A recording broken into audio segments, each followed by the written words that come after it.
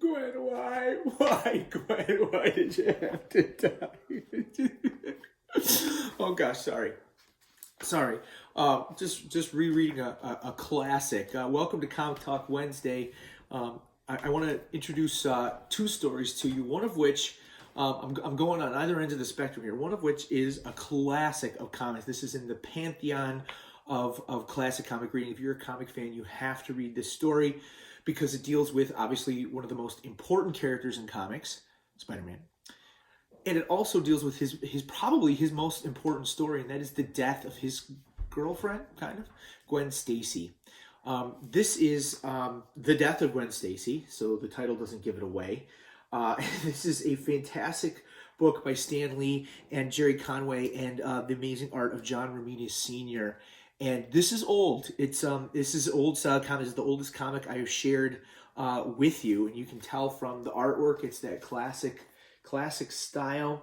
But this is what established and set up the most probably important event in Peter Parker's life, other than the death of Gwen, of Uncle Ben. But it ends in this moment, which a variety of movies have tried to do, and done moderately successfully, but is sort of that this crucible moment for Spider-Man and his story. And this is a really sophisticated tale about loss and failure. Spider-Man is a character, unlike Superman and Batman, where his life is sort of met with failure. He becomes a hero not because something happened to him. He failed to do something. He failed to protect his Uncle Ben. He failed to stop something from happening. In the cases of Superman and Batman, they couldn't have done anything about it. Something just happened to them, and then they reacted to it.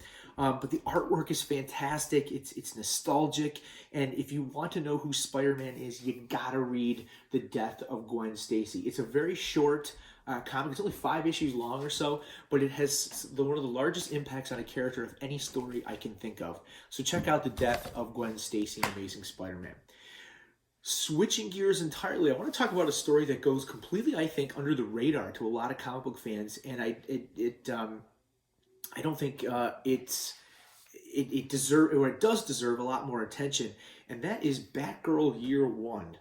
This is a story that was published outside of continuity, which means it was just single issues. I believe there were 4 or 5 of them, and it's collected here.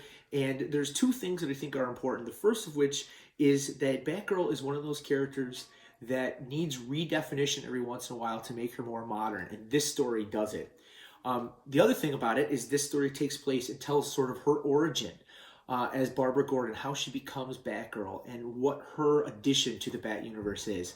But almost more importantly, I want you to introduce you to Marcos Martin, who he is one of the very few comic artists who, no matter what he produces, I will read.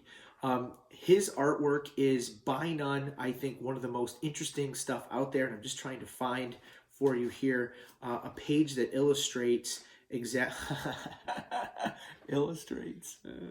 illustrates exactly how amazing this guy is, and the kinds of things that he does. And for some reason I can't just find something that jumps out at me that you can appreciate, but there's something about his style.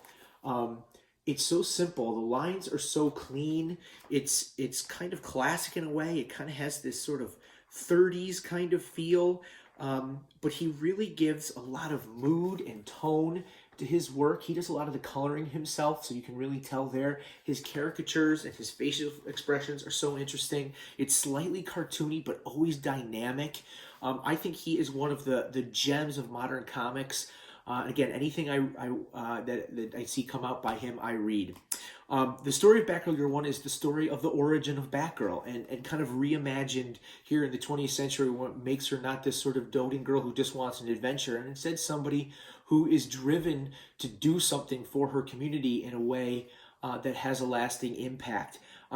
What's interesting about Barbara Gordon in the Batman universe, and I'll leave it at this, is that where everyone else in Batman's life comes from this place of tragedy, whether it be Batman, there's loss of his parents, Robin as well, even Alfred has some tragedy. Batgirl comes from this just desire to do good, and she brings with her this sort of optimism that is not there in the rest of the family. And her interactions in this story with Robin in particular and Batman are really, really good and interesting, and shed kind of new light on the Dark Knight. So check out Batgirl Year One by Scott Beatty, Chuck Dixon, and the amazing Marcos Martin.